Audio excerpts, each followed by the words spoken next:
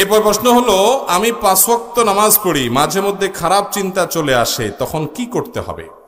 আপনি 5 ওয়াক্ত সালাত আদায় করেন, 5 ওয়াক্ত সালাত আদায় করার পরও মনের ভিতরে খারাপ চিন্তা আসতে পারে।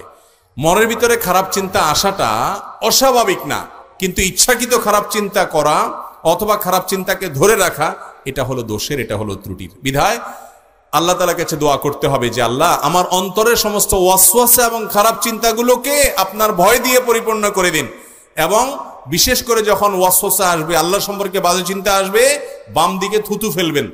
থুতু ফেলা বলতে, থুতু বলতে প্রতীকী থুতু ফেলা, গালভর্তি করে থুতু ফেলানোর উদ্দেশ্য না, যে শুয়ের আগা যে পরিমাণ পানি পড়ে ওইভাবে থুতু করা জাস্ট। এবং আউযু বিল্লাহি মিনাশ শাইতানির রাজিম বা আউযু বিল্লাহ, এটা পাঠ করলে আল্লাহ রাব্বুল আলামিন শয়তানের ওয়াসওয়াসা থেকে বাঁচান। আরেকটা দোয়া হাদিসে আছে, নবী করিম সাল্লাল্লাহু আলাইহি ওয়াসাল্লাম শিক্ষা দিয়েছেন, সেটা হলো আমানতু বিল্লাহি ওয়া রাসূলি, আমি আল্লাহর প্রতি, আল্লাহ রাসূলের প্রতি ঈমান আনলাম।